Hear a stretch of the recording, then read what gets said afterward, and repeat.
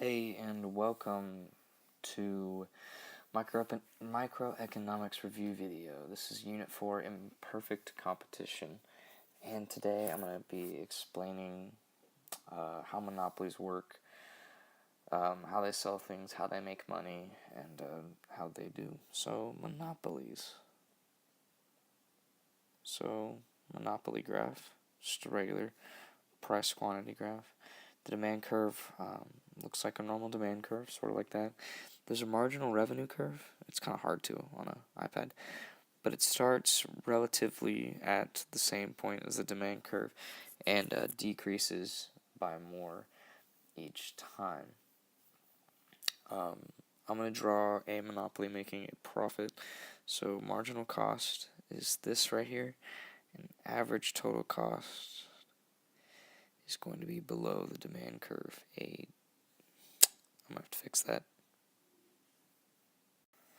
Okay, well that's fixed now. So ATC hits there, and voila. So this is MR, this is MC.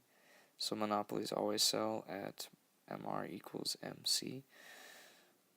So, right here, the price of the good that they will sell, you dot up to the demand curve. You go over, so this is the price that a monopoly will sell, and this is the quantity. So now you get to how much do they make in economic profit.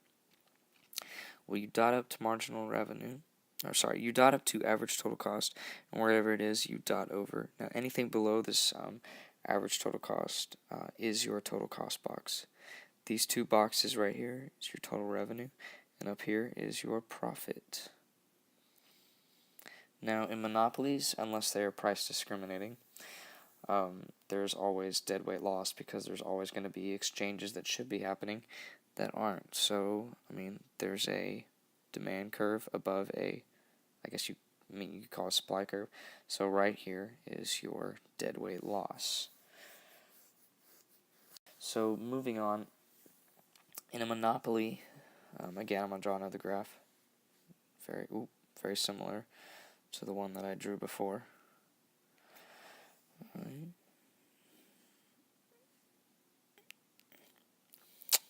So here we go. So this is what a regular monopoly graph will look like. Now, when a monopoly price discriminates, this line right here, this marginal revenue curve, becomes, let me explain that better. Whenever it's perfectly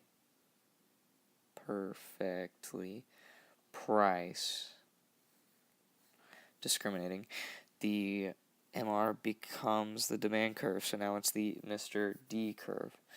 So now you basically only have three curves, and since I drew this so oddly, this is going to come out weird. But there is no marginal cost per good. So now, since they're perfectly price discriminating, it gets a little weird. There's a price, there's a price, there's a price, there's a price, there's a price. So there's 5 prices right there. The first person was going to buy at this price right here. The second will buy at this price, third, fourth, fifth, so on and so forth, right? They're each going to buy at the price that they're willing to buy at. So there's not a set price. So there's not a set price. So there is no consumer surplus like the graph before, and the deadweight loss completely disappears. This has been Monopolies. Thanks.